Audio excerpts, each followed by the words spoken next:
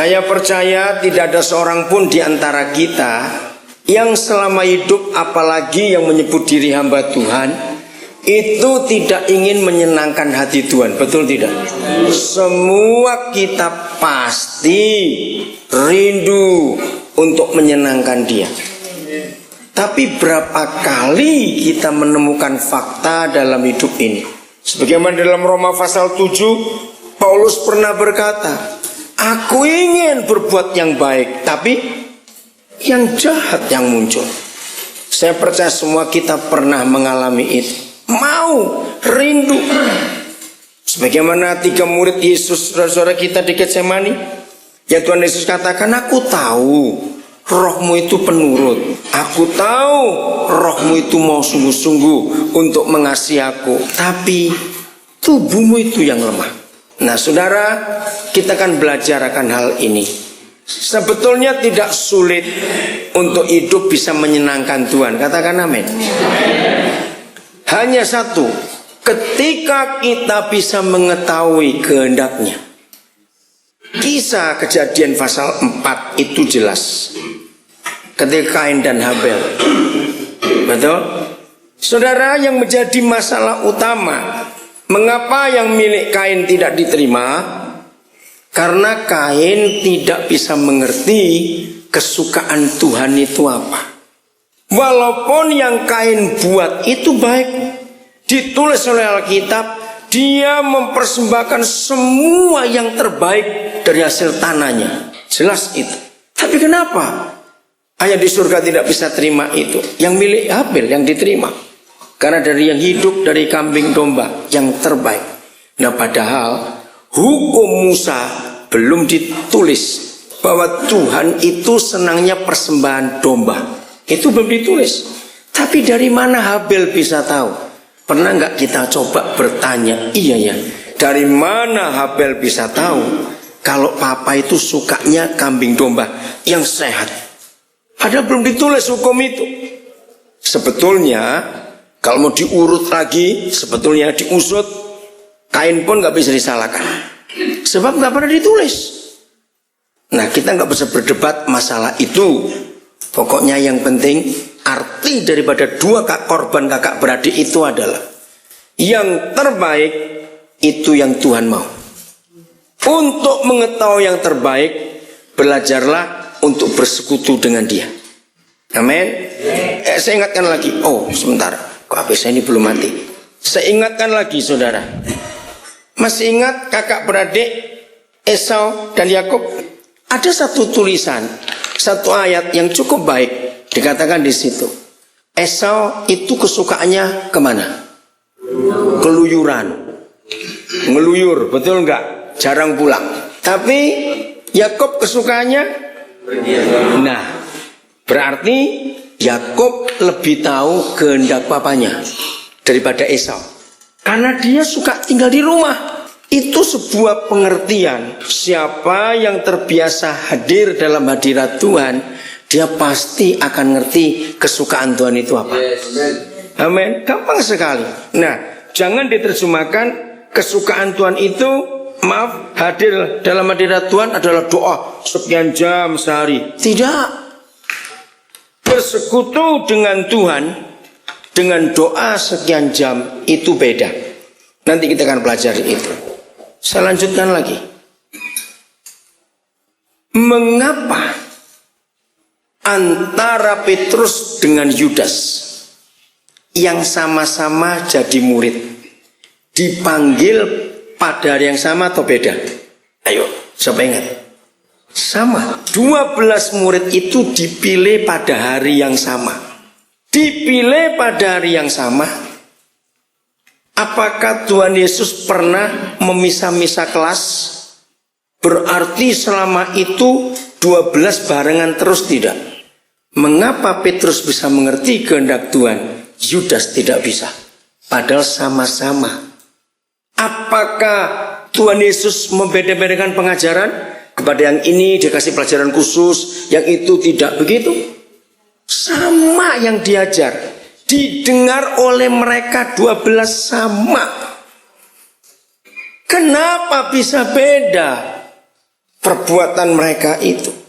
Nah, dari contoh-contoh ini kita belajar untuk menyenangkan Tuhan itu cuma satu, yaitu kalau kita bisa mengerti kemauannya. Lalu saya akan tutup contoh-contoh ini dengan satu ilustrasi yang saya dapat tahun 70-an yang lalu, saudara. Dan itu masih membekas di hati dan hidup saya sampai hari ini. Ditulis begini, ada seorang nyonya rumah, dia janda, punya pembantu yang sangat dipercaya. Dan pembantu ini sudah kerja dengan bos ini sekian banyak tahun. Pokoknya sampai percaya total. Ini majikan gak pernah takut ninggalin uangnya, ngurusin rumahnya, kunci semua. Gak pernah takut. Sudah dianggap seperti keluarga sendiri. Masakan apa saja, nyonya ini cuma percaya simbok. Kasih uang belanja, gak pernah minta macam-macam. Begitu percayanya, bisa bayangkan ya, kalau ada orang kerja seperti itu. Nah, suatu hari entah apa yang terjadi, bos ini, nyonya ini dapat resep baru, daging masak ini. Nah, hari itu pertama kali setelah sekian puluh tahun dia nggak pernah masak sendiri, selalu simbok yang masak, pembantunya itu. Dia pesan begini, Mbok, nanti aku pergi ke kantor, kamu belikan daging, lalu kamu potongi segini-segini, simpan di kulkas. Nanti aku pulang kantor, aku akan masak, Mbok. Aku akan masak masakan yang paling enak, Mbok. Yang aku belum tahu, Mbok juga belum tahu. Si pembantu nurut. Bos pergi ke kantor, pembantu ke pasar. Begitu dapat daging sampai di rumah, pikirannya sangat bagus si pembantu ini. Aduh, aku kasihan dengan nyonyaku ini. Dia kerja capek-capek, masak pulang harus masak lagi. Sudah gini aja, aku akan masakkan masakan yang paling enak, yang aku belum pernah masak. Aku akan coba mikir, dengar saudara. Aku akan mikir apa saja masakan yang belum pernah aku masak. Lalu di otak si pembantu ini muncul macam-macam bumbu yang dicoba dicampur ini campur itu kayak apa. Pokoknya bisa membayangkan seharian itu Simbo ini berusaha sedemikian rupa untuk memasak masakan yang paling enak buat bos yang dia kasih. Akhirnya dia dapat. Setelah dicoba berkali-kali, dia ketemu satu yang paling enak. Dia yakin bosnya pasti suka dan pasti akan memuji. Nah, si bos di kantor itu membayangkan, aduh, aku nanti pulang aku akan masak ini dengan bumbu ini yang belum pernah tahu. Aku akan tunjukkan pada si mbok nanti, aku pun bisa masak yang enak. Bisa bayangkan bukan? Di kantor dia seperti itu. Pulang, enggak, sibuk yang lain langsung tanya, Mak, mana dagingnya? Sudah di meja, nyonya. Loh, kok di meja? Dengan bangga si mbok tunjukkan, nyonya coba. Hari ini saya nemukan resep baru yang pasti nyonya yakin ini paling enak. Selama saya jadi pembantu di sini, nyonya saya jamin belum pernah merasakan masakan yang ini. Dengan agak kecewa, si bos mencicipi. Begitu dia cicipi, wajahnya berubah. Wih, betul Mbok, ini masakan luar biasa. Dapat dari mana kamu resep yang enak ini? Kira-kira si pembantu berbunga-bunga enggak? Jawab, berbunga-bunga enggak? Mungkin dalam pikirannya, dapat bonus aku habis ini. Pacar bukan pikir begitu. Lalu ada satu kalimat, tapi Mbok, ini bukan seleraku hari ini. Ngerti ilustrasi itu? Tahun 70-an saya dapat ilustrasi itu. Ilustrasi itu mempengaruhi hidup saya sampai hari ini. Ternyata begini saudara, jangan berusaha melakukan apapun bentuk pekerjaan Tuhan dengan selera kita. Kita harus tahu selera Tuhan kita. Apapun yang kita anggap baik menurut selera kita. belum tentu itu baik buat selera dia. Betul tidak secara pendapat ini? Maka itu mengerti kehendaknya itu mutlak dalam hidup kita. Maaf, sehingga kita tahu apa yang kita harus kerjakan yang terbaik buat dia. Saya hamba Tuhan karena saudara tahu. Biasanya ini, maaf ini, rata-rata lah hamba Tuhan itu rata-rata. Kalau pergi ke satu tempat yang baru yang namanya hamba Tuhan, biasanya langsung cari gedung atau cari tanah buat gereja, gedung gereja. Betul tidak? Rata-rata begitu. Nah, saya tidak mau. Waktu dia menyuruh saya ke Papua, saya nggak mau latah. Maaf, saya pakai kata ini. Saya nggak mau latah langsung buka gereja, walaupun saya pendeta. Saya ingin tahu dulu apa yang dia kehendaki dalam hidup saya waktu dia suruh saya ke Papua. Ringkas cerita, maaf lagi sekali, ini kemuliaan buat Tuhan. Mungkin saya ini satu-satunya pendeta di Indonesia yang cukup sering masuk ke acara-acara TV, tapi bukan karena urusan rohani. Ngerti maksud saya? Bagi yang sore sering ikuti berita di TV, banyak stasiun TV meliput tentang kegiatan kami di Papua.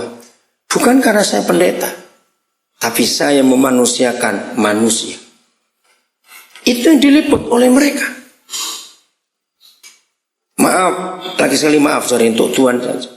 2 tahun berturut-turut stasiun TV SCTV menayangkan pelayanan kami untuk dapat penghargaan itu. 2 tahun berturut-turut. Kenapa? Yaitu tadi, apa yang saya kerjakan, saya ingin tahu Tuhan itu mau apa. Enggak asal walaupun saya pendeta terus buka gereja, tidak. Maka itu untuk bisa menyenangkan dia, saudara, cari apa selera dia saat itu. Harus tahu. Sehingga kalau kita tahu, maka kita kerjakan itu pasti akan cocok dengan dia. Itu pasti. Efesus 5:17. Ini ayat yang pertama, kita akan lihat Efesus 5 ayat yang ke-17. Ayo kita baca sama-sama Efesus 5 ayat 17.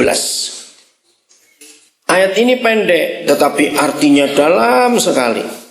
Efesus 5 ayat 17. 1, 2, 3. Sebab itu janganlah kamu bodoh, tetapi usahakanlah supaya kamu mengerti kehendak Yahweh.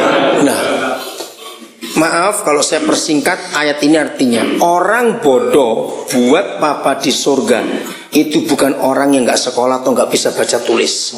Menurut ayat ini disebut orang bodoh di hadapan Tuhan kalau orang itu gak bisa ngerti kemauan Tuhan. Sederhana sekali. Apa saja yang kita buat, catat kalimat ini penting. Apa saja yang kita buat, walaupun atas nama Tuhan, walaupun dengan doa dalam nama Yesus, walaupun pakai Alkitab, tapi kalau itu bukan yang Tuhan mau untuk saat itu, maka sehebat apa yang kita buat atas nama Dia, untuk Dia, dengan doa dalam namanya dan pakai Alkitab, maka itu tidak bisa menyenangkan Tuhan. Maka itu perlu sekali kita belajar untuk tahu kehendak Tuhan. Contoh-contoh konkret sekarang, ya, supaya saudara tahu betapa pentingnya bergaul dengan Tuhan. Katakan amin. Dengan bergaul dengan Dia, kita selalu tahu apa yang Dia suka saat itu. 2 Samuel pasal 5. Ini contoh. 2 Samuel pasal yang ke-5. Menarik sekali kalau kita mempelajari ayat ini, saudara. Ayat 17. 2 Samuel 5 ayat 17. Ketika didengar orang Filistin bahwa Daud telah diurapi menjadi raja atas Israel, maka bagaimana? Majulah berapa orang? Semua orang Filistin untuk menangkap Daud. Bayangkan, baru diurapi, dilantik jadi raja, baru tiba-tiba masalah datang, musuh menyerang serentak. Daud panik, wajar. Terus Daud mendengar hal itu, lalu ia pergi ke kubu pertahanan. Nah, inilah sikap dan cara hidup yang pasti akan selalu bisa menyenangkan hati Tuhan. Kalau dalam setiap keadaan yang baik maupun tidak baik, saudara dan saya mencari Tuhan dulu. Daud mendengar ancaman, bukan ancaman, serangan itu. Sudah nyerang belum Filistin? Kalau kita baca, sudah, karena majulah semua orang Filistin. Logikanya, seorang kepala negara, negaranya diserang musuh, harus apa? Hadapi dong. Betul tidak? Jelas musuh sudah maju, tapi raja ini hebat. Untuk apa dia ke kubu pertahanan yang seharusnya sebagai seorang pemimpin negara rapat dengan semua penasehat dan panglima? Betul tidak? Kita mau apa sekarang? Negara dalam bahaya, musuh sudah di situ. Tapi hebat, saudara. Ngapain dia di kubu pertahanan? Ayat 18. Ketika orang Filistin itu datang dan memencar di lembah Refaim, sudah dekat dengan istana. Ayat 19. Roh Kudus, buat ini terjadi dalam hidup kami semuanya, baik para donatur yang hadir, pengurus mission care, maupun kami hamba-hambamu. Kami ingin menggenapi ayat ini dalam nama Yesus. Bertanyalah Daud kepada siapa? Bukan kepada panglimanya, bukan kepada penasehat kerajaan, bukan kepada orang-orang hebat di kerajaannya. Dia mencari Yahweh yang dia sembah. Ini luar biasa. Lalu yang, maaf kalau saya pakai kalimat ini, yang gila, tanyanya ini konyol atau enggak? Baca baik-baik. Pertanyaannya konyol enggak, saudara? Lo ya baca. Dia tanyanya gimana? Terus belum selesai, itu belum konyolnya. Nah, aku maju enggak? Ayo jujur. Kalau saudara ini raja-raja, presiden-presiden, perdana-perdana menteri, dalam satu KTT, konferensi tingkat tinggi antara kepala negara, lalu ada kepala negara yang datang, lalu saling cerita, kamu tahu nggak, waktu negaraku diserang musuh, aku nih berdoa. Kira-kira ditertawakan nggak ini? Ditertawakan ke kepala negara model kayak begini nih? Pasti ditertawakan. Bagaimana kamu berdoa? Musuh sudah nyerang kamu, ya hadapi dong. Saudara, untuk menyenangkan Tuhan dalam hidup kita sebagai hamba Tuhan, biasakan apa-apa bersekutu dulu, tanya dulu. Saya mau tanya lagi, ini penting. Menurut hukum, Tuhan di perjanjian lama dengan Tuhan di perjanjian baru, yang mana lebih mudah ditemui? Yang baru atau yang lama? Yang baru. Sebab jalan sudah terbuka waktu Yesus mati, bukan? Di perjanjian lama kelihatan Tuhan itu kejam. Betul tidak kita baca? Kelihatan kejam. Bahkan jauh sulit ditemui. Masih ingat berapa orang yang mati gara-gara nyentuh tabut perjanjian? Berapa anak Imam Harun yang mati karena bawa api salam masuk ke ruangan Maha Kudus? Menakutkan Tuhan itu. Tapi yang mengagumkan, justru saudara-saudara kita di perjanjian lama yang lebih gampang jumpa Tuhan daripada kita di perjanjian baru. Kan kebalik ini. Baca hidup nabi-nabi, saya itu sempat iri hati dengan mereka. Lihat Yesaya, lihat Yeremia, lihat Yeskiel, Samuel. Enak, dikit-dikit Tuhan bicara, dikit-dikit Tuhan bicara. Lah kita ini sudah puasa sekian hari, doa merem lama, melek lagi, merem lagi. Tuhannya kemana ini? Ya betul tidak, saudara? Kita ini harus menanyakan, ini kenapa? Yang sebetulnya di perjanjian lama Yahweh Tuhan itu sulit dijumpai, tapi kok sering menemui anak-anaknya. Kalau saudara baca kitab Yeskiel itu lebih hebat. Selalu ada tulisan maka rohku dibawa. Rohku dibawa. Itu paling sering Yeskiel. Kalau Yeremia, Tuhan berbicara. Tuhan berbicara. Musa lihat, enak sekali berjumpa. Sampai dikatakan kalau Tuhan ketemu Musa, Musa dengan Yahweh muka dengan muka. Kok bisa? Nanti kita akan temukan rahasia itu. Daud tidak mengandalkan kekuatannya, tidak mengandalkan posisinya sebagai raja. Dia menghargai Yahweh Tuhannya. Maka itu dia tanya maju atau tidak. Kita tahu akhirnya menang atau kalah Daud? Total menang. Filistin habis total, kalah total. Udah, kita gak usah baca. Ayat yang ke-22. Sudah selesai. Nah, enggak disebutkan oleh Samuel ini jarak ini berapa lama antara serangan pertama dari Filistin sudah kalah, lalu ayat 22, dan ketika orang Filistin maju sekali lagi. Nah, tidak tahu ini berapa lama jaraknya, nggak ditulis. Tapi yang jelas ada tenggang waktu, bukan? Sudah selesai kalah, lalu berapa saat kemudian mereka nyerang lagi. Lihat ini. Dan memencar di lembah Refaim. Maaf, ayo kita pakai logika kita. Kalau Daud itu kita, yang pertama musuh menyerang dengan strategi dari Tuhan dan bisa menang, lalu musuh yang sama balik lagi. Kalau Daud itu kita, jujur, tanya lagi atau langsung hantam? Langsung saja, toh sama.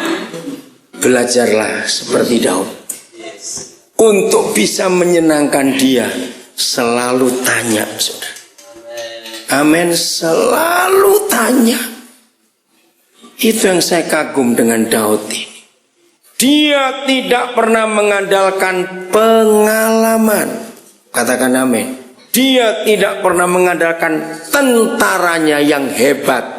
Hebat tidak tentara itu mengalahkan Filistin? Hebat. Logikanya gak usah tanya, hadapi lagi. Toh kamu semua sudah pernah menang kok ngelawan mereka. Di sini kita harus belajar untuk apa saja yang kita buat, selalu tunggu instruksi komandan dulu. Katakan amin. Tanya lagi. Akrab sekali Daud dengan Tuhannya. Dan ada jawaban, jangan maju kali ini. Nah, rahasia baru. Tapi hadapi dari belakang. Dan kamu buat lingkaran. Ini strategi hebat. Filistin bingung. Saudara bayangkan, musuh dari depan, serangnya ke belakang. Itu kan namanya main delik-delian, bukan? Ya, petak umpet. Ya. Ngapain ini orang nyerang dari belakang? Tapi itulah strategi. Pelajari baik-baik firman Tuhan. Tadi Pak Melkisedek di mana ya? Oh, di belakang. Ya. Pak Melkisedek itu satu perguruan dengan saya. Ya, termasuk Pak Pendeta Barnabas juga. Salah seorang guru kami namanya Om Stuk. Dia itu mengajar begini, tahun 70-an kepada kami. Pelajari Alkitab.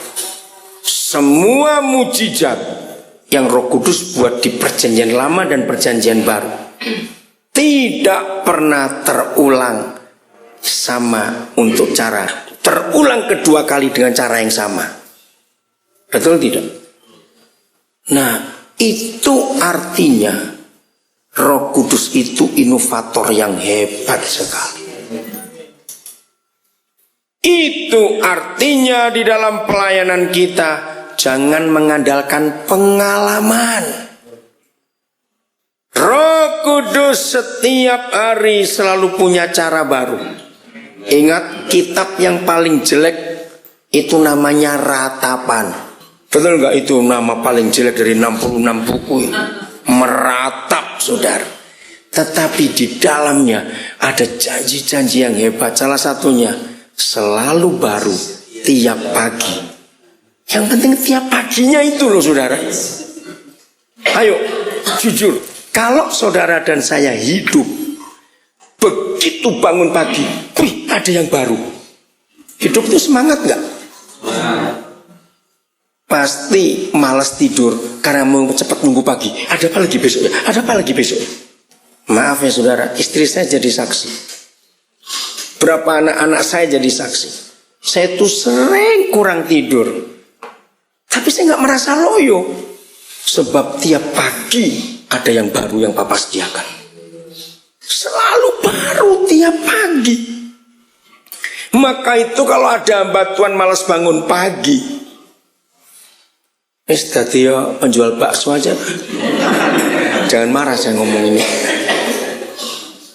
Walaupun tidak harus bangun pagi terus-terusan, tapi ada yang baru, sudah. Contoh, siapa ingat waktu kita masih kecil?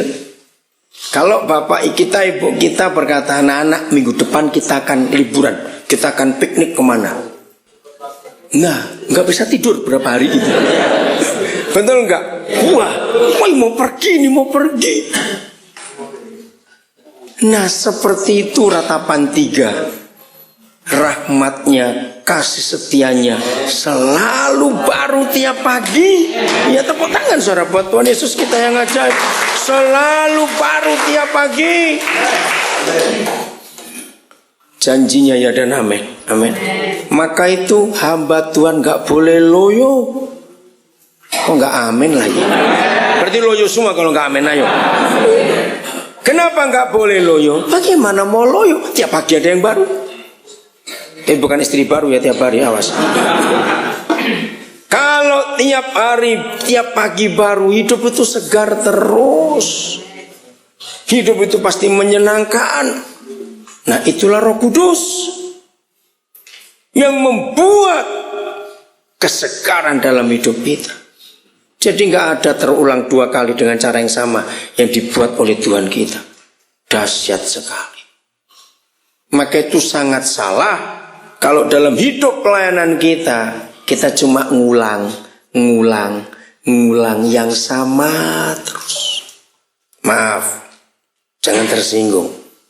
Kalau ada gereja yang selalu punya jam doa pagi dan doa malam, itu doanya sudah tersusun biasa, jemaat pun sampai hafal. Habis doakan ini, selesai ya. Nanti muter lagi doa yang sama lagi. Maaf saudara, apa bedanya kalau begitu dengan agama-agama yang lain? Cuma ngulangi lagi. Kita aja kalau dengar mereka doa aja kita sampai bosan, hafal sudah. Betul? Mengapa kita tidak menghargai Roh Kudus yang selalu buat yang baru itu? Jadi tanya, apalagi caranya bagaimana untuk selanjutnya ini? Maka kalau ada yang baru terus, hebat sekali. Hebatnya itu ini, musuh tidak bisa menghafalkan cara Roh Kudus. Dalam ilmu perang, kalau musuh bisa menghafalkan taktik strategi lawannya, berarti musuh itu apa? Bodoh dia. Yang apa itu, yang rutin itu yang bodoh. Lawannya akan menang. Oh, hafal aku sudah caramu kayak begitu. Banyak hidup kita sebagai hamba Tuhan kalah, bukan karena kurang puasa, bukan karena kurang hafal ayat Alkitab, tapi karena kurang strategi. Kenapa? Karena pancetai itu tadi. Itu lagi iblisnya sampai hafal. Saudara, ayo mulai hari ini semua bentuk strategi model cara pelayanan kita tunggu Roh Kudus dulu. Amin. Itu buat iblis akan pusing. Karena strategi dan cara-cara yang Roh Kudus ajarkan kepada kita itu iblis nggak pernah tahu sebelumnya. Amin. Dan itu luar biasa.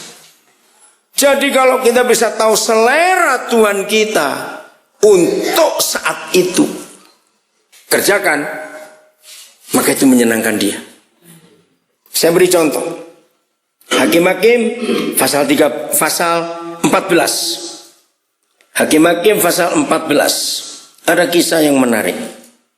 Simson pergi ke Timnah, ayat 1 ya. Dan di situ ia melihat seorang gadis Filistin. Ia pulang dan memberitahukan kepada ayahnya dan ibunya, di Timnah aku melihat seorang gadis Filistin. Tolong ambilkan dia menjadi istriku atau lamarkan dia. Tetapi ayahnya dan ibunya berkata kepadanya, tidak adakah di antara anak-anak perempuan pesanak saudaramu atau di antara seluruh bangsa kita seorang perempuan? Nah, ayah ibunya kan benar ngomong ini. Karena ini hukum Taurat. Betul tidak? Harus dengan yang seiman. Ngapain kamu cari bangsa kafir? Pantas mereka menolak.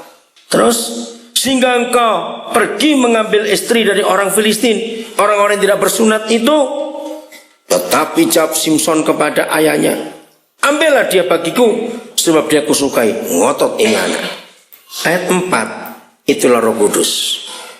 Tetapi ayahnya dan ibunya tidak tahu bahwa hal itu, hal apa tadi?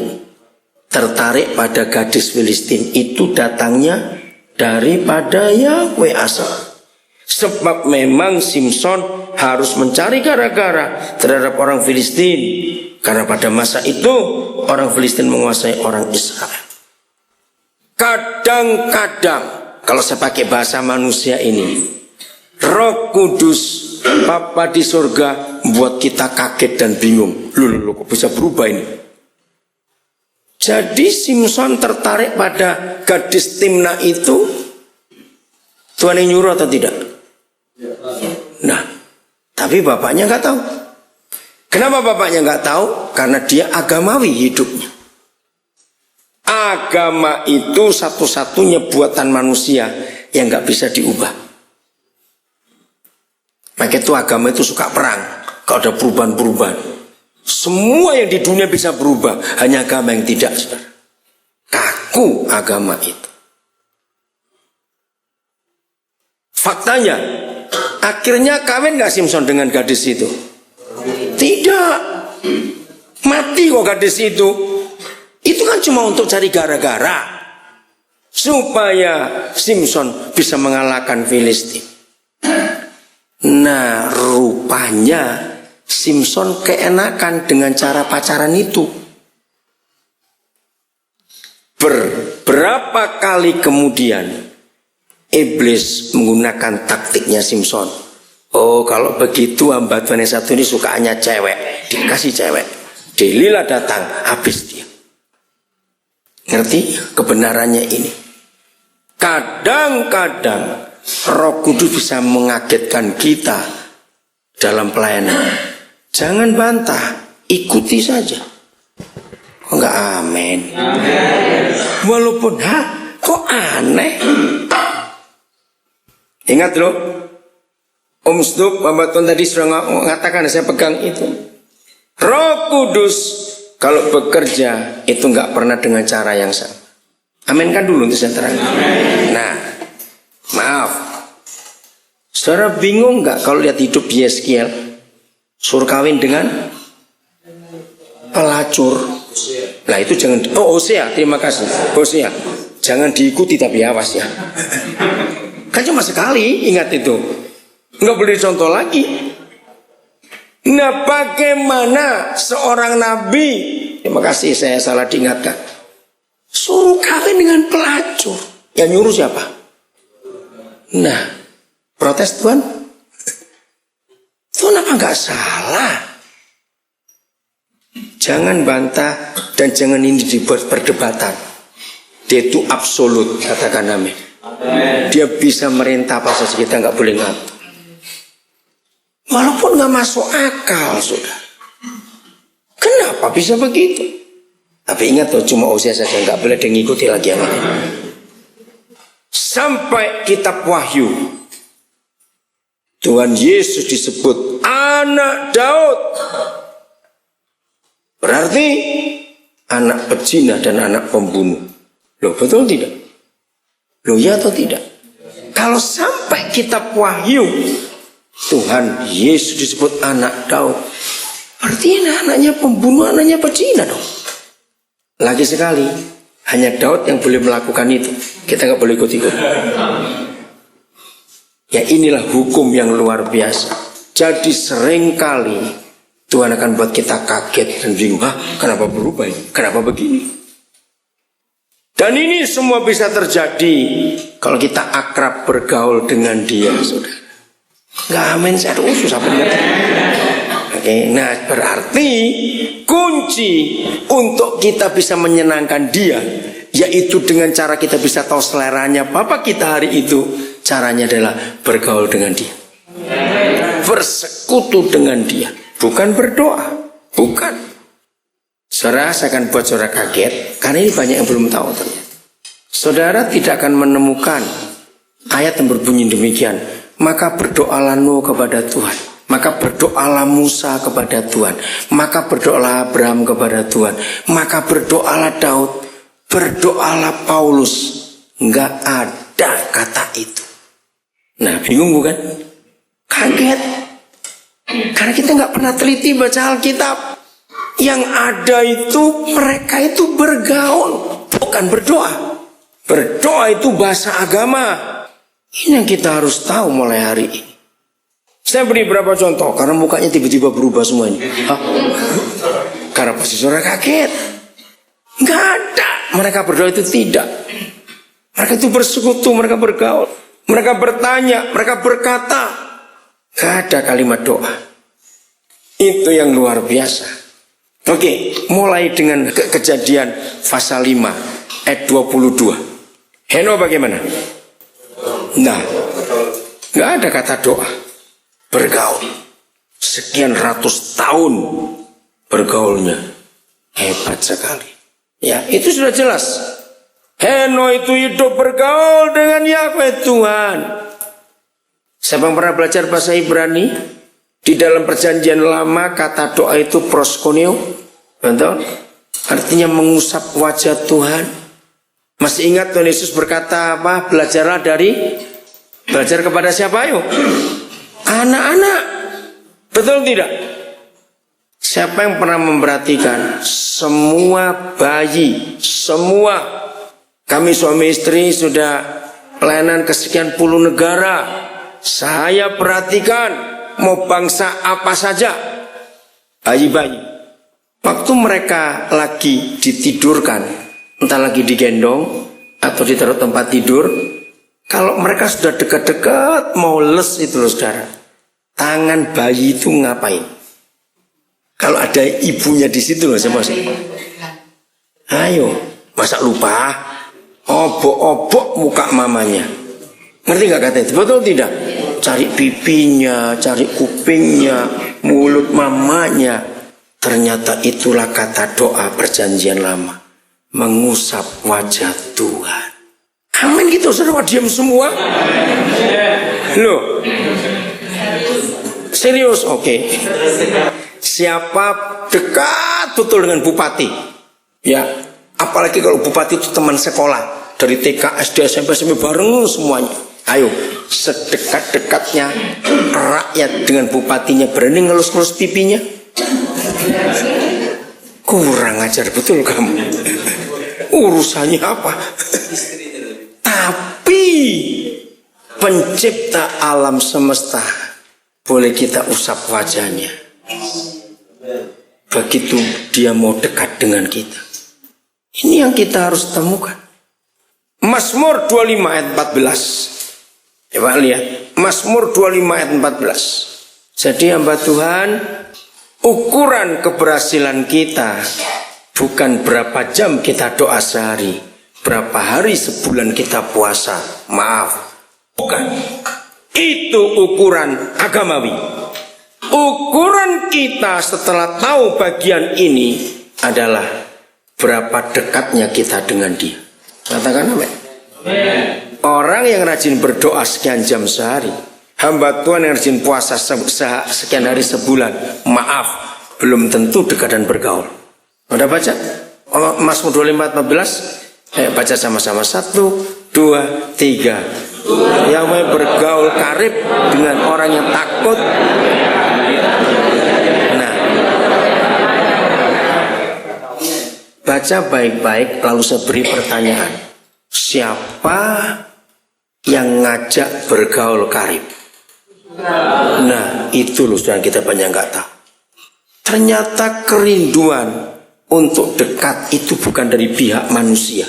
Katakan amin. Tapi dari pihak Dia. Dan Alkitab menuliskan itu. Yang merindukan untuk dekat, untuk bergaul, untuk apa? Ternyata bukan kita, tapi Dia sendiri. Maka itu tidak sulit untuk mendengar suara Tuhan. Kenapa tidak sulit? Karena Dia yang ingin ngomong duluan, bukan kita. Dari mana? Ya ayat ini. Sehingga perjanjiannya diapakan?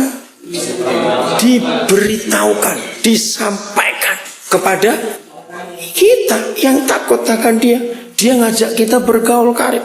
Kata bergaul saja sudah luar biasa, ditambah karib lagi. Maka itu hamba Tuhan, bagaimana pergaulan kita dengan Dia. Maaf, saudara jangan mikir yang macam-macam ya, tapi ini fakta. Banyak orang itu kalau mendengar saya berdoa, mereka itu merasa aneh. Nah tadi yang baru kenal saya hari ini, lihat tadi dalam sesi pertama saya berdoa, sesi kedua saya berdoa. Saudara pasti melihat beda cara saya berdoa dengan banyak hamba Tuhan yang lain. Saya sangat dekat dengan Papa karena Dia dekat dengan saya. Bukan sombong, itu kerinduannya. Beda, saudara. Kalau kita itu betul-betul percaya Dia itu dekat. Kalau kita belajar lagi dengan nama Immanuel, apa artinya? Salah. Nah, dari semua bahasa yang saya pernah baca, bahasa Jawa paling tepat. Gusti nunggil kelayan kita. Artinya Tuhan itu bersatu, itu Immanuel.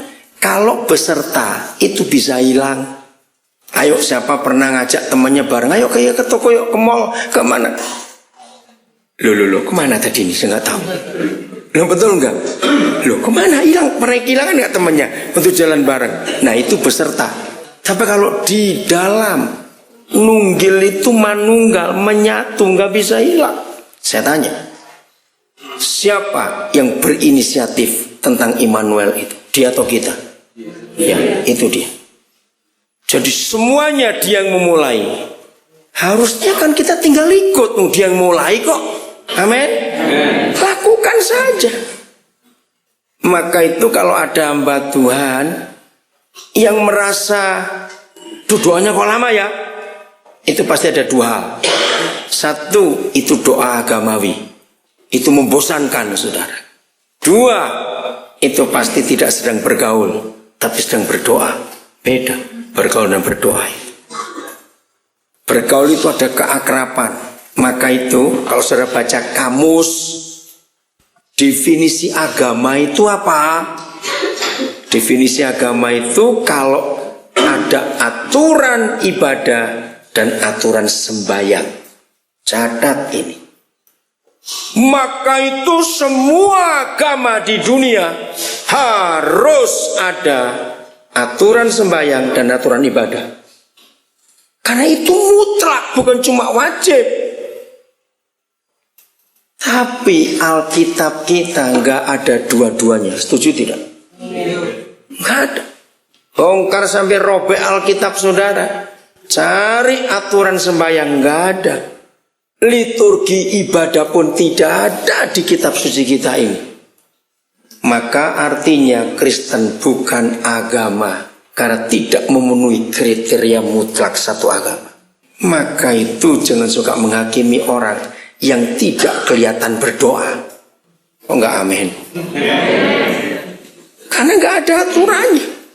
Bukan berarti ayo enggak usah doa, urusanmu. Yang penting kita bersekutu, sudah. Dan menurut 1 Tesalonika 5, doa itu senantiasa. Betul? Apa itu kata senantiasa? Terus menerus. Nah, kalau itu dikembalikan ke agama, kapan kerjone? Lu betul nggak? Kalau 1 Tesalonika 5 ayat berapa? 17 atau 19, saya lupa itu. 17 ya. Itu dipakai untuk hukum agama, nggak ada orang kerja. Sembahyang terus, makan juga enggak loh saudara. Maaf, semua agama di dunia, ayo yang pernah berasal agama lain, semua agama di dunia, kalau umatnya lagi sembahyang, maaf ya, lalu kentut, batal. Betul enggak? Ulang dari depan. Bayangkan repotnya. Immanuel, dengar, yang namanya Immanuel, maaf, saya orang yang begitu, saya nggak mau kalimat halus-halus, enggak lah, supaya ngerti semua. Yang menamakan diri Immanuel, Yesus bukan? Maaf, waktu kita bertakhta di WC, dia keluar di situ. Loh, ini pertanyaan penting ini. Ya jawab. Ya kenapa nggak jawab, kok bingung? Itu luar biasa. Ini bukan agama Kristen itu. Walaupun kita lagi jongkok berak, Yesus tetap Immanuel buat kita. Amin. Maka itu bukan doa, tapi bergaul. Itu 24 jam penuh supaya kita tahu. Oke, saya akan berikan beberapa bukti kalau saudara kita itu enggak disebut berdoa, tapi bersekutu. Kejadian pasal 18. Kejadian 18 dimulai dari Abraham dulu. Nuh nanti cari sendiri ya. Henokh sudah. Abraham sekarang. Saya mengajak saudara untuk melihat dengan dua logika. Satu logika agama, satu dengan logika kebenaran, yaitu firman. Kemudian Yahweh menampakkan diri kepada Abraham dekat Bontar-Bantin di Mamre. Saya stop dulu. Kalau ada kalimat yang maha besar menampakkan diri, itu dalam logika agama seharusnya Abraham itu dalam kondisi apa? Bersih, satu betul. Apalagi kondisinya, sikapnya bagaimana? Berdoa. Hadir. Yang Maha Kudus menampakkan diri. Tapi baca situasi Abraham. Sedang ia apa? Duduk di mana? Pintu kemahnya waktu hari. Ingat zaman itu belum ada listrik, jadi nggak ada AC dan kipas angin. Orang duduk di pintu kemah hari panas. Buka baju, itu penting saudara. Bahasa Jawa Timur bilang beledet. Tahu kata beledet? Oke, OT, betul. Dengar lagi. Saudara, ini yang lebih luar biasa. Saya jadi guru sekolah begitu 13 tahun lebih. Saya cukup kenal anak-anak. Nah, saya itu heran. Saya lebih percaya anak-anak daripada orang gede. Jujur tidak? Loh, iya atau tidak? Anak-anak itu jujur. Kita tuh banyak politiknya. Oke lah. Maka itu Yesus berkata, belajarlah dari anak-anak supaya masuk surga. Dia nggak bilang belajar dari pendeta, malah nggak masuk surga. Maaf. Loh, mungkin Yesus yang ngomong kok. Jangan marah kepada saya. Nah, di semua kelas yang saya ajar waktu itu, saya tuh tanya gini loh, anak-anak. Menurut kan nggak ada fotonya, ya Abraham apa kan nggak ada fotonya zaman itu. Anak-anak, menurut kalian opa Abraham itu gemuk atau kurus? Tahu jawabannya anak-anak? Gemuk. Saya heran kenapa mereka bilang oh Pak Abraham itu gemuk. Ya oke, saya percaya anak-anak karena mereka ngomong. Itu nggak tahu apa bayangan mereka. Bayangkan orang gemuk kepanasan duduk di depan pintu. Bayangkan. Coba merem sebentar, peragakan. Kira duduknya kayak apa? Ini luar biasa. Tidak dalam kondisi dan sikap rohani sama sekali. Betul tidak? Yang Maha Kudus bisa hadir, saudara. Nah, kalau kita ini sudah puasa, sudah doa, nggak datang-datang ini Tuhan ini kemana? Ini salah siapa ini sebetulnya? Maka itu kita harus merubah konsep hidup kita ini. Yang beledet aja Tuhan datang. Tahu? Yang ngote-ote aja Tuhan datang. Ya nggak harus, bukan begitu. Harus itu. Gimana ibu ini? Pokoknya Yang Maha Kudus akan hadir dalam kondisi apapun juga. Karena dia rindu. Ya, ini luar biasa. Nah, yang hebatnya lagi, Tuhan ya kok dilalah orang Jawa bilang, kok enggak ngirim protokol dulu supaya Abraham itu siap, supaya itu dia. Enggak sopan bener ini. Ngerti kata-kata ini saudara? Maka kesimpulannya ternyata yang Maha Kudus itu pun gak suka formalitas. Jokowi lagi. Lu betul gak kalau kita lihat ayat ini? Gak ada formalitas sama sekali. Agamalah yang membuat Tuhan jadi kaku, saudara. Betul? Diatur itu dia gak ngatur kok. Walaupun ada ayat di Mazmur 2, beribadahlah dengan takut dan gentarakan dia, dan ciumlah kakinya. Itu bukan untuk seterusnya, tapi sikap hormat itu harus. Tapi jangan mengambil hukum, harus rapi, harus hormat. Saya pernah dulu dengar ada hamba Tuhan, jangan doa sebelum gosok gigi. Lu. Urusannya di mana? Dengar ada dulu hamba Tuhan sebelum pernah ngajar seperti itu. Jangan pakai kaos singlet, nggak sopan itu kalau doa. Nah, berarti dia belum baca ayat ini. Saudara, jadi yang penting bukan cara kita ngangguk kiri 2 kali, ngangguk kanan 3 kali, berdiri sekali. Itu yang buat dia hadir, tidak. Amin. Yang buat dia hadir adalah hati kita, rindu atau tidak. Terus ya, nanti baca lagi, ngomong akhirnya Yahweh itu bicara. Ayat yang ke-16, masih Kejadian 18. Ini luar biasa saudara. Lalu berpalinglah orang-orang itu dari situ. Berapa? 16. Saya bilang berapa? Iya, ayat 16. Iya, lalu berangkat. Saya bilang berpaling. Oh, saya salah baca, maaf. Berangkatlah orang-orang itu. Saya kaget. Saya baca terjemahan-terjemahan yang lain. Saya tanya dulu, yang dimaksud oleh Musa, kan nulis ini kan yang nulis Musa. Orang-orang itu ini siapa? Loh, ingat kisahnya waktu itu loh. Siapa ini orang-orang itu siapa? Saya ini kaget. Yahweh Tuhan dengan 2 malaikat. Masa saudara lupa? Betul toh? Yang datangkan Yahweh Tuhan dengan 2 malaikat. Nah, saya itu bingung. Musa nulis orang-orang itu. Nah, di dalam kalimat orang-orang itu ada Yahweh Tuhan tidak? Ada. Saya kaget ketika Roh Kudus menerangkan, Tuhan mau jadi manusia juga. Ini luar biasa. Musa nggak nulis Tuhan dan 2 malaikat, tapi orang-orang itu. Padahal ini mereka bertiga. Iya toh? Hebat sekali. Berangkatlah. Oke, sudah selesai. Dari situ dan memandang ke arah Sodom. Dan Abraham berjalan bersama-sama dengan mereka untuk mengantarkan mereka. Nah, ini tradisi timur. Ayo jujur.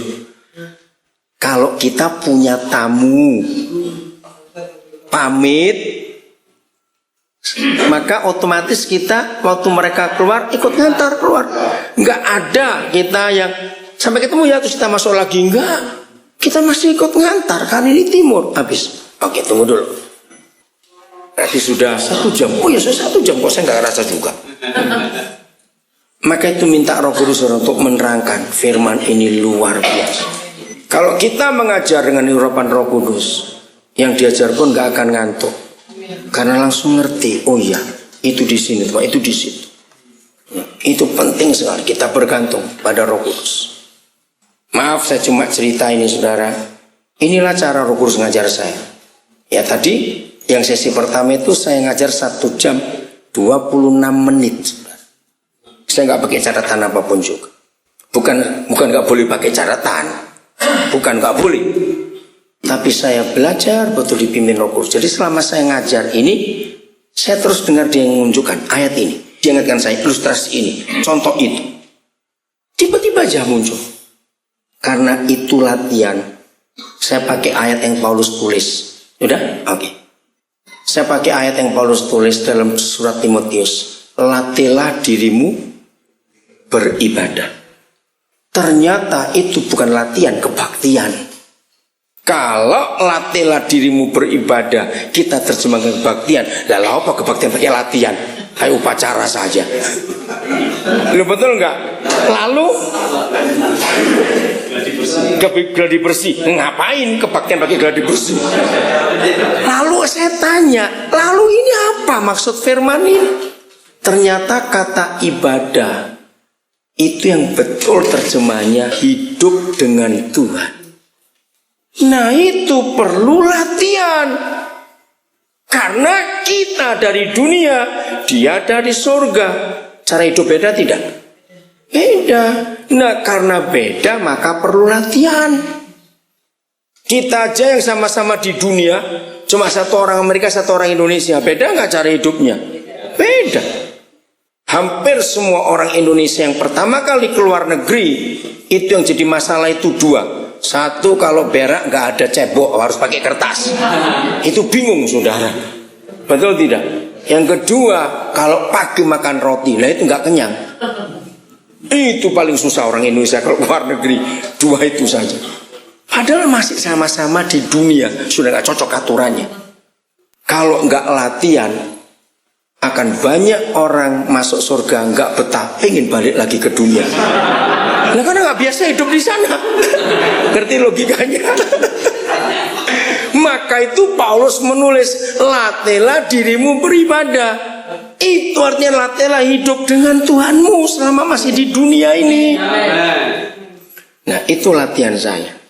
Bergaul dengan dia 24 jam penuh sehari. Oke, kita lihat ayat 16 Kejadian 18. Ya. Kemudian berangkatlah orang-orang itu dari situ dan memandang ke arah Sodom, dan Abraham berjalan bersama-sama dengan mereka untuk mengantarkan mereka. Wajar orang timur. Apalagi kalau tamunya bupati, gubernur. Ngantar nggak kita? Harus itu. Kalau presidennya sambil manggut-manggut. Abraham ngantar. Tapi lihat ayat 17, menarik sekali. Nah, ditulis begini. Berpikirlah Yahweh. Kalau saudara punya bahasa Jawa, punya bahasa Inggris, punya bahasa yang lain, akan ketemu kalimat Tuhan berhenti sejenak. Tuhan mikir. Tuhan bicara dalam hati. Pernah punya tamu, sudah pamit, tiba-tiba diam di halaman. Biasanya kita yang punya rumah mikir apa? Bukan, iya. Apa yang lupa ini? Apa yang lupa? Amplop lagi Pak. Nah, itu hamba Tuhan, itu amplop. Saudara, dan ternyata betul Yahweh Tuhan ada yang lupa. Bukan kata lupa, tapi merasa tidak enak kalau enggak berunding dengan sahabatnya itu. Itu yang saya kagum. Mikirnya begini, Jadi karena berpikir, maka itu kalau baca, ya kalau saudara mengajar atau khotbah, ikuti intonasi kalimat. Kalau kalimat itu kalimat tanda seru, perintah, harus tegas bicaranya. Kalau kalimat itu kalimat bertanya, harus turun nada terakhirnya karena bertanya. Membaca itu akan mempengaruhi yang mendengar kalau kita tidak tahu intonasinya. Maaf, saudara dengar cara saya baca dari tadi, saya ikuti bahasa ini, kalimat-kalimatnya. Itu kalimat apa? Kalimat bertanya, kalimat perintah, kalimat apa? Kita harus bedakan. Ini kalimat ngomong dalam hati, kan berpikir. Jadi cara baca nggak boleh kencang-kencang, karena kan dalam hati. Jadi begini caranya baca. Apakah aku akan menyembunyikan kepada Abraham apa yang hendak kulakukan ini? Bukankah sesungguhnya Abraham ini akan menjadi bangsa yang besar serta berkuasa, dan oleh dia segala bangsa di atas bumi akan mendapat berkat. Sebab aku telah memilih dia supaya diperintahkannya kepada anak-anaknya dan kepada keturunannya, supaya tetap hidup menurut jalan yang ditunjukkan Yahweh dengan melakukan ketetapan dan kebenaran dan keadilan, dan supaya Yahweh memenuhi kepada Abraham apa yang dijanjikannya kepadanya. Saya mau tanya kepada saudara, di dalam perkataan-perkataan dalam hati Tuhan kita itu menunjukkan rasa apa? Hormat, kedekatan, apalagi? Bukan itu. Ngajeni, itu saya suka. Tuhan Yahweh menghargai Abraham. Kalimat-kalimat ini mengungkapkan Yahweh Tuhan merasa bersalah kalau rencana ke Sodom nggak dibicarakan pada sahabatnya itu. Saya kaget waktu belajar ini. Yang maha besar bisa rasa bersalah kalau nggak ngajak berunding sahabatnya. Sampai kitab Yakobus, Abraham disebut sahabat. Itu saya mikir, saudara. Segitu-gitunya Tuhan terhadap Abraham sampai diperhitungkan seperti itu. Maka itu dia berhenti sejenak. Ada yang ketinggalan yang dia belum sampaikan. Pertanyaan saya kepada saudara, dengar ya. Apakah martabat dan derajat Tuhan akan turun kalau dia nggak ngomong pada Abraham? Tidak. Dia tetap Tuhan. Lalu mengapa dia punya rasa bersalah kalau dia nggak ngomong kepada sahabatnya ini akan rencananya? Inilah kebenaran perjanjian lama yang jarang diketahui oleh banyak orang. Karena sahabat, saya teruskan dulu ya, supaya nanti kita lihat ayat yang lain, tapi konteks yang sama. Ayat 20, lihat kalimat pertama. Bunyinya apa? Sesudah itu. Itunya itu apa? Bukan, setelah dia mengambil kesimpulan. Aku harus ngomong. Tadi kan cuma mikir, ngomong gak ya, ngomong tidak. Sekarang aku harus ngomong. Jadi setelah dia diam sejenak, baru dia bicara. Sesudah itu berfirmanlah Yahweh. Nah ini baru ngomong. Sesungguhnya Abraham banyak keluh kesah orang tentang Sodom dan Gomora, dan sesungguhnya sangat berat dosanya. Baiklah Abraham, aku turun untuk melihat apakah benar-benar mereka telah berkelakuan seperti keluh kesah orang yang telah sampai kepada aku atau tidak. Aku hendak mengetahuinya. Lalu Musa pakai kalimat hebat. Lalu apa? Berpalinglah. Siapa? Orang-orang itu dari situ dan berjalan. Oke, bisa bayangkan nggak? Tamu saudara akan melanjutkan perjalanan ke kota lain. Begitu pamit, langsung ke arah kota itu. Baca baik-baik. Abraham ngapain? Ya artinya apa? Coba beri saya kalimat lain. Kalimat yang berbunyi mana tadi? Tetapi Abraham masih tetap berdiri di hadapan Yahweh. Artinya bagaimana? Bukan menghalangi. Loh, coba renungkan. Orang-orang itu sudah menuju menghadap ke tujuan. Tapi Abraham ada di. Loh, Abraham di mana? Ya, ngapain? Ini penting, saudara. menghalangi. Kita tahu akhirnya dia menawar. Kalau ada 50 orang benar. Saudara, ini luar biasa. Lagi sekali. Pernahkah saudara, maaf, saya pernah ngalami berapa kali saudara. Saya tahu ini orang gak lama mati ini. Saya naik banding ke surga. Saya pakai cara Abraham. Tuhan, jangan kau ambil orang ini. Sampai saya berkata, kalau Tuhan berhidup, saya berjanji, saya akan urus dan bimbing orang ini untuk tidak jahat lagi. Hukum, vonis sudah jatuh belum untuk Sodom Gomora? Sudah. Tapi Abraham jadi seorang pembela. Jangan dulu. Aku mau nawar ini. Saudara lihat cara Abraham nawar, kurang ajar betul. Kalau saya pakai bahasa Surabaya, enggal sejina. Tahu ya, turun 10, 5. Ayo jujur, kalau saudara sebagai penjual, ada orang datang pembeli ngenyang-nyan retail, berarti kata itu jengkel enggak sudah? Kenapa nawar enggak sekalian? Ya Tuhan, sabarnya luar biasa. Nah, pernahkah kita bertindak seperti itu, saudara? Ketika ada orang-orang di desa kita, di tempat kita melayani bermasalah, tetangga-tetangga itu, apa yang kita buat? Maaf, seringkali kalau kita dengar tetangga kita yang belum Kristen, anaknya kecelakaan, anaknya kena narkoba, atau kena kanker, atau ditipu orang. Maaf, seringkali gereja cuma berkata, kasihan, kasihan. Betul tidak? Seringkali kita berkata begitu, padahal kita tahu mereka sedang masalah. Harusnya kita harus datang. Jangan takut kalau mereka bukan Kristen. Karena itu kerinduan Tuhan atas kita menyampaikan dia kepada orang banyak. Abraham berani. Ini Abraham yang luar biasa. Oke, lanjut. Yeremia 23 ayat 18. Yeremia 23 ayat 18. Kenapa? Yahweh Tuhan bisa punya konsep seperti itu. Ya, Yeremia 23 ayat 18. Sebab siapakah yang hadir dalam apanya Tuhan? Dewan musyawarah Yahweh, sehingga yang memperhatikan dan mendengar firman-Nya. Siapakah yang memperhatikan firman-Nya dan mendengarnya? Tahun 78 saya dapat rahasia ayat ini. Waktu Yeremia memberi saya buku judulnya Menuju Takhta, saya kaget.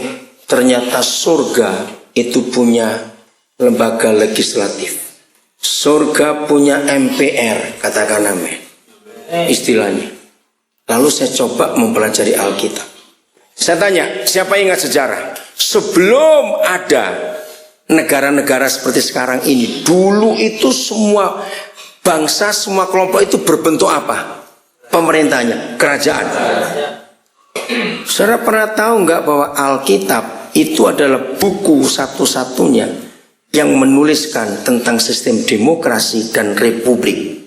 Disebut republik karena ada berapa lembaga penting? 3, apa saja? Ayo cepat.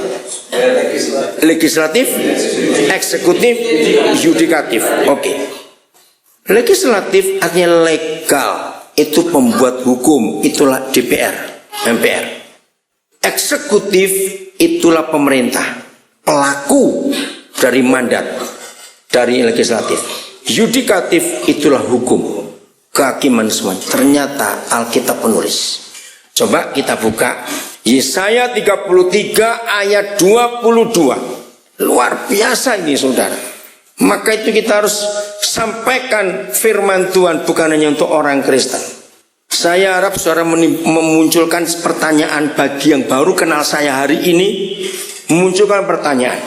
Dengan melihat cara saya ngajar, saya terlatih karena Tuhan untuk khotbah lewat Alkitab, pakai Alkitab bukan lewat Alkitab, itu di kalangan yang bukan Kristen.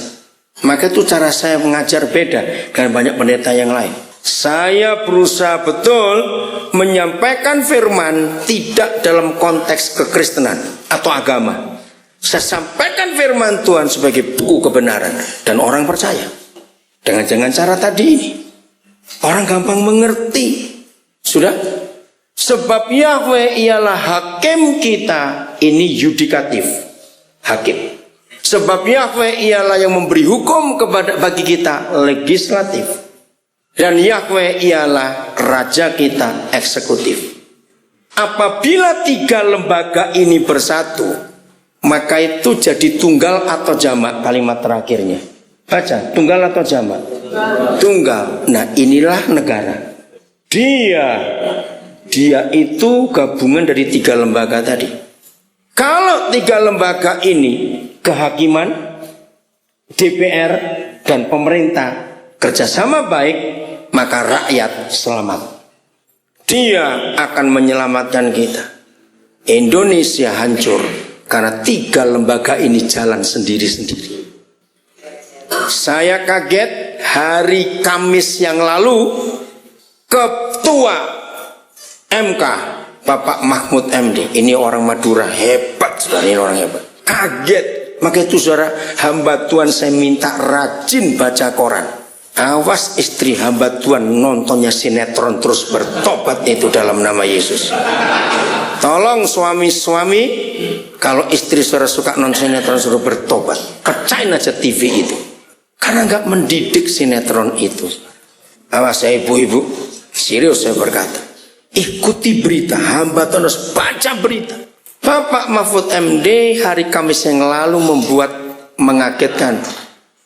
Ingin membubarkan semua hakim jaksa agung di Mahkamah Agung. Ganti semuanya di Kementerian Kehakiman. Sudah nggak benar negara ini. Bahkan dia berani berkata ada mafia narkoba di istana. Wah, ribut besar. Hebat itu orang saudara. Kita bersyukur Indonesia ada orang seperti itu. Nah, tiga lembaga ini sudah nggak benar di negara kita. Maka itu rakyat hancur. DPR-nya pun korupsinya nggak karu-karuan. Mau siapa yang didengar? Sekian tahun terakhir ini, sesungguhnya negara Indonesia sudah nggak ada karena pemerintahnya sudah bubar, saudara. Habis mereka sibuk sendiri-sendiri seperti itu. Oke, ini Alkitab. Jadi Alkitab ini buku hebat, bukan cuma buku rohani. Katakan amin. Saya bisa cerita soal kesehatan, soal macam-macam, saudara. Alkitab semua jawabannya. Oke, saya mau buktikan satu hal kecil.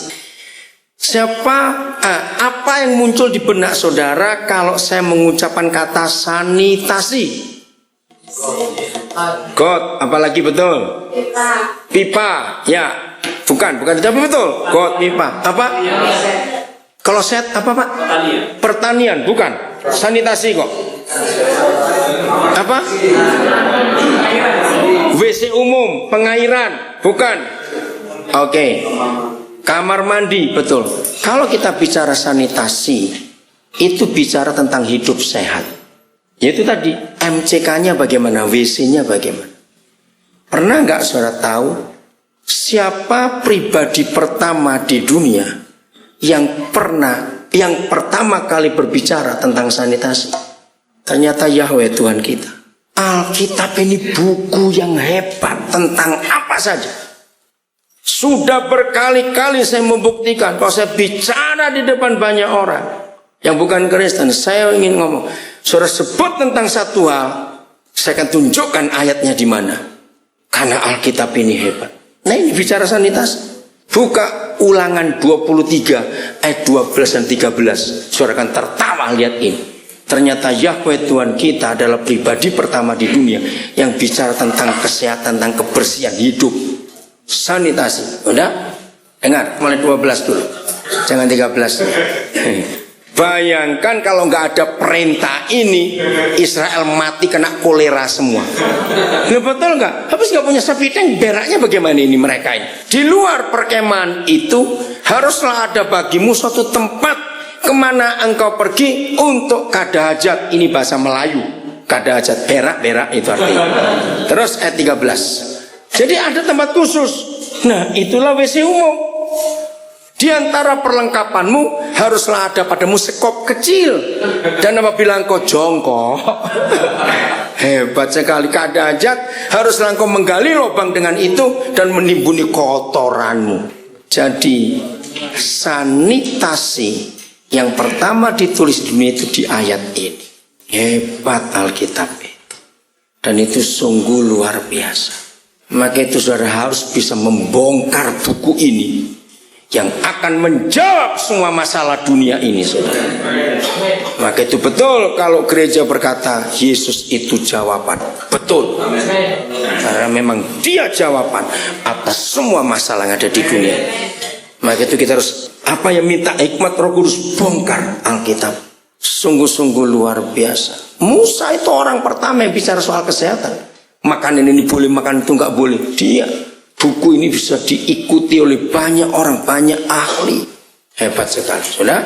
Ayo kembali ke Yeremia 23. Yeremia 23. Pertanyaannya ayat 18 tadi. Siapa yang jadi anggota Dewan Musyawarah? Ayo, siapa yang jadi anggota Dewan Musyawarah? Saya dulu pikir malaikat. Ternyata tidak. Ya, ayat 22. Kita akan melihat ini. Nah, ayat 21 dulu, ayat 21. Itu jangan terjadi dengan kita. Aku tidak mengutus para nabi itu, namun mereka giat. Ini namanya kerja bakti. Enggak disuruh tapi giat. Aku tidak berfirman kepada mereka, namun mereka bernubuat. Namanya kubuat jadinya. Bukan nubuat lagi, karena Tuhan enggak ngomong. Nah, dari ayat ini kita tahu ternyata anggota Dewan Musyawarah Surga itu bukan para malaikat tapi kita. Ayat 23. Ayat 22, maaf 22. Sekiranya mereka hadir dalam Dewan Musyawarahku, niscayalah mereka akan mengabarkan firmanku kepada umatku, membawa mereka kembali dari tingkah langkahnya yang jahat dan dari perbuatan-perbuatannya yang jahat. Jadi ini hamba Tuhan atau malaikat? Hamba Tuhan, karena malaikat nggak pernah khotbah. Siapa yang menyampaikan firman? Kita. Betul? Jadi saudara dan saya termasuk Abraham itu sangat dihargai oleh pemimpin dan pemilik alam semesta. Karena sebelum dia memutuskan apa-apa, anggota legislatifnya diajak berunding dulu dalam sidang musyawarah itu. Saya kaget. Maka itu kalau hamba-hamba Tuhan gak bisa bergaul dengan Tuhan, maaf, apa yang saudara sampaikan tiap kali saudara mengajar, keputusan siapa itu? Jangan asal khotbah, katakan amin. Dengar dulu dalam persidangan itu, bergaul, bersahabat, bukan berdoa, tapi bersekutu. Itu luar biasa. Ayat 30. Lucu ayat 30 ini. Ayat 30 saya pertama dengar tahun 76, maaf. Saudara lihat. Sebab itu sesungguhnya aku akan menjadi lawan para nabi. Demikianlah firman Yahweh yang apa itu lucu sekali. Ya, ternyata firman pun bisa dicuri. Yang mencuri firmanku masing-masing dari temannya. Apa artinya? Kalau kita menyampaikan kebenaran bukan dapat langsung dari Tuhan, bukan salah mengutip khotbah dari teman kita, tidak salah. Maka itu kalau saya ngutip dari siapa saya sebut namanya, saya ingat dari siapa saya belajar itu. Tapi masing-masing kita harus menemukan hal baru tiap hari. Kalau kita rajin hadir dalam sidang musyawarah itu. Saya ingat Pak Pendeta Yusuf BS di Surabaya tahun 78 sampai 81, saudara, saya itu rajin ikut. Saya nggak tahu orang-orang, Pak Barabas masih ingat nggak, setiap Rabu sore jam 4 Om Yusuf itu pasti buat pelajaran Alkitab. Waktu itu gereja masih Jalan Tambang Boyo, belum ada di Taman Simpang. Saya hadir tiap Rabu. Nah, salah satu pengajarannya yang saya ingat sampai hari ini adalah seorang hamba Tuhan Itu cara nilai tanya anak-anaknya. Hamba Tuhan yang bukan hamba Tuhan pasti malas dengar khotbah bapaknya. Karena dua hal. Satu, anaknya sudah hafal khotbah bapaknya. Kenapa hafal? Karena gak ada yang baru. Lalu yang kedua, Pak Yusuf berkata, kalau sampai ada anak hamba Tuhan gak mau dengar bapaknya khotbah, pasti bapaknya munafik. Di mimbar dan di rumah beda kelakuannya. Anak gak akan dengar bapaknya khotbah. Dan saya pegang itu sampai hari ini. Maka itu mari kita periksa hidup kita hamba-hamba Tuhan.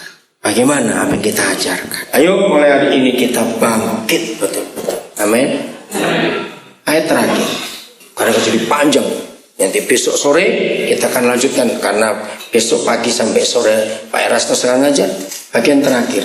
Betapa penting kita ini bersekutu dengan Dia sebagai gereja. Amos 3 ayat 7. Amos 3 ayat 7.